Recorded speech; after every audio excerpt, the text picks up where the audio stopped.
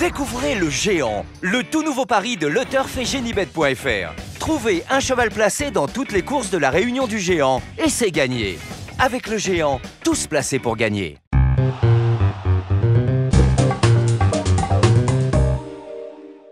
Bonjour à tous, heureux de vous retrouver sur le plateau de Paris Turf TV pour votre quotidienne reçue 5 sur 5, l'émission du Quintet Plus et du Top 5. Pour m'accompagner aujourd'hui, Stéphanie Chastain. Bonjour Stéphanie. Bonjour Philippe, bonjour à tous. Stéphanie, c'est les 48 heures de l'obstacle. On débute ce samedi avec le prix Cacao, 5 ans et plus sur 4400 mètres. Ce sera du steeple. Je vous ai pas fait un cadeau. Va partant, une course très ouverte. 2-3 chevaux à éliminer, mais pour tous les autres, oui, c'est une course qui m'a donné un peu mal à la tête. Déjà que j'étais pas très en forme, mais bon, il faut bien étudier. Et puis c'est les 48 heures de l'obstacle. Alors on va pas se rater. C'est clair. On va écouter votre sélection, Stéphanie. Alors le 14, Messière Fontenaille, le 8, Osso-Bello, le 11, À l'idée du seuil, le 13, Marvel Flight, le 15, Ultra Ball, le 10, Viking Maker, le 2, Bucks Bank et le 5, Aramis Collonges. Allez, on rebondit tout de suite sur votre favori numéro 14, Messière Fontenaille, cheval qui sait lire et écrire sur le steeple d'Auteuil comme l'atteste. C'est notre course référence. Sa deuxième place acquise sur ce parcours, c'était dans le prix Mandarin le 26 septembre dernier. Bon, voilà, là, c'est l'impression visuelle est là. Assez logique de le retenir par rapport à cette épreuve. Oui, par rapport à cette épreuve et par rapport à d'autres performances qu'il a déjà réalisées. Pour moi, je préfère oublier la dernière. C'est 3500 mètres sur un petit parcours du style d'Auteuil. C'est pas du tout pour lui. Il a besoin de distance. Le terrain assoupli va l'aider. Donc, pour moi, il faut le reprendre en totale confiance. On va le reprendre en totale confiance. Vous lui opposez le numéro 8, Osso-Bello, qui reste sur une excellente troisième place, c'était dans le Montgomery. Sur sa lancée, et au regard de la forme de son jockey, Régis Midlin, là aussi on ne va pas le sous-estimer. Oui, pour moi c'est la principale opposition. C'est un cheval aussi qui est doté de beaucoup de tenues. La dernière fois, bon, c'était 4700 mètres dans le prix Montgomery.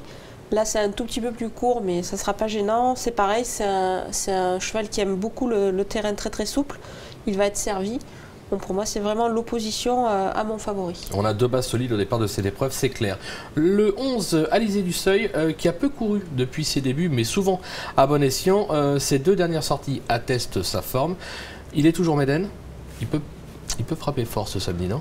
Pour moi, c'est un petit pari amusant. C'est un petit coup de poker. C'est un cheval qui est en progrès, qui est sur la montante, qui peut se révéler. Voilà, donc... moi, je pense qu'il faut s'en méfier. Ouais. Ça pourrait être une belle surprise à l'arrivée. Il ne faut pas le sous-estimer. D'ailleurs, on va voir ce qu'en pense son entraîneur Patrice Quinton, puisque Emmanuel Rivron est allé à sa rencontre. On l'écoute. Le contexte, c'est bien. Le cheval est plus sur la montante. Il a couru 2 fois cette année. Il n'est pas fatigué. Je pense qu'il ne s'est pas livré plus que ça la dernière fois. Alors, on va essayer handicap. La fraîcheur est toujours importante cette fin de saison. En fin de saison, comme ça, la fraîcheur... primordial. Alors c'est un cheval qui n'a jamais gagné, donc qu'est-ce qui lui manque? Il n'a pas couru beaucoup non plus, mais on va voir dans ce style de course qu'il peut faire. La dernière fois où il a une course d'AQPS 8 jours après, mais il devrait encore porter 74 ou 75 kg. Alors à ce point-là, c'est pas simple. On va essayer handicap avec 10 kg de moins. Voilà. Une autre course aurait été un peu compliquée par rapport au poids. Peut-être que dans le handicap, ça peut être la possible révélation entre guillemets de cette épreuve. Oui, et puis il a l'air plutôt pas mal. Ouais, il est pas mal. Le numéro 13, Marvel Flight, remarqué lors de sa rentrée victorieuse, c'était à Durtal. Elle a confirmé sa forme en se classant deuxième de Corsia, c'est une macaire, dans le Pyrénées. Sur cette ligne-là, on va s'en méfier. Attention, hein. Moi aussi j'aime bien, parce que Corsia c'est une bonne jument de Guillaume Macaire, pardon. Donc je pense que sur cette ligne, elle a quand même son mot à dire. C'est pas mal. Je pense que correctement traité au poids en plus. Voilà, exactement. Bon, allez, on va s'en méfier. Et enfin, petite jument que j'aime encore plus, le numéro 15, Ultra Ball. Elle affiche pas moins de 100% de réussite à Auteuil cette année. Une victoire et 4 accessites. Elle apprécie ce tracé. Moi je dis qu'elle peut brouiller les cartes, voire mieux. Oui, voire mieux, je l'ai mis en 5e position, mais ça ne m'étonnerait pas si elle se mêlait à l'embellage final, même pour la victoire. C'est une jument qui a beaucoup de qualité et qui effectivement est en forme, et je pense qu'elle va confirmer sa dernière prestation. Et en plus, elle est estimée par son entraîneur Gilles Chénion, que l'on va retrouver, puisque là encore, Emmanuel Rivron est allé à sa rencontre, on l'écoute. Monsieur Chénion, vous serez au départ du quintet de samedi avec Ultraval. Qu'avez-vous pensé de sa dernière prestation? Eh bien, on était super contents parce que je pensais que la distance de 3005 était un peu courte pour ses aptitudes, mais ça s'est très bien passé, elle est venue très bien finir. On n'a pas pu accrocher Vicky Dureponté, qui est une jument très rapide sur 3005, mais elle a fait une super fin de course. On est venu prendre la deuxième place très facilement, à 3-4 longueurs devant le troisième. La jument est restée en super forme, elle est restée bien, et 4004, elle a déjà couru, elle a été quatrième d'une deuxième épreuve. Non, elle a déjà couru ce parcours.